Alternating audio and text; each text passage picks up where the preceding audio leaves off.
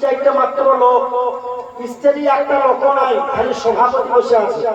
তো আমি বলছি ভাই দুরূদ শরীফ পড়ো, তো দুরূদ শরীফ পড়লো। আমি ভাবি লোক যখন নাই তাহলে হয়তো শেষ বুঝি। আমি সভাপতির কাছে বললাম যে জলসা কি শেষ করবো? তো উনি বলছেন আরো জানাতে হবে। আর অথচ সামনে তিনটে লোক, সামনে তিনটে লোক। তো চালাইলাম, চোখ বন্ধ করে বললাম বাবু কানার মতো, কানার মতো বলে গেল। বলার পর ঘরে গিয়ে আমার একটু গরম হলো, রাগ হলো। তো সভাপতিকে বললাম কেন বলতে বললেন? তো সভাপতি ওখানে গিয়ে বলছে আপনাকে টাকা দিয়ে এনেছি, বিনা টাকায় নয়। চিন্তা করতে পারেন, ও টাকা দিয়ে এনেছে ওদিকে লোক না থাকলেও, তার মানে বোঝা যাচ্ছে টাকা দিয়ে ইমামকে রাখলে ওয়াক্তনা হলে আমার কতটা পড়িয়ে নেবে। হ্যাঁ, ওইদিকে লোকের সঙ্গে পড়া মুশকিল।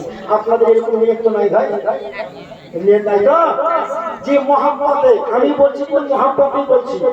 আর ইনশাআল্লাহ মহাব্বতে আপনারা যতক্ষণ শুনবেন ততক্ষণ শোনাবেন। ইনশাআল্লাহ রাজি আছে?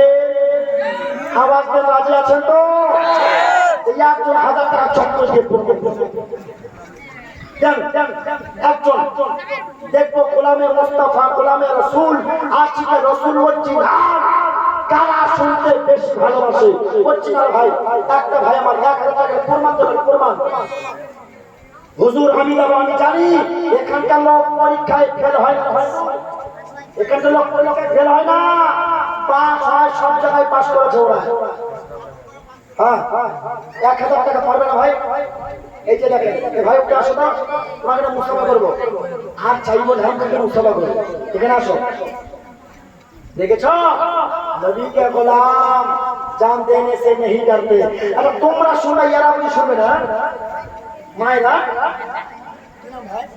ইসরাইল কোথায় বাড়ি? রাজনগরে। সুবহানাল্লাহ, চেহারাটা রাজনগর, রাজনগরই করছে। জি খুব সুন্দর। কি নাম? ইসরাইল। ইসরাইল, ইসরাইল। ইসরাইল নারে তাকবীর, নারে তাকবীর। ইসরাইল ভাই আমার 1,000 টাকার টাকা। এই দেখেন নবীর হাসি। আপনার যত জোশ বাড়াচ্ছেন তত আমার যেন মনে হচ্ছে গলার আওয়াজের মধ্যে হুঁশ দিচ্ছে। ইয়া মুহাম্মদ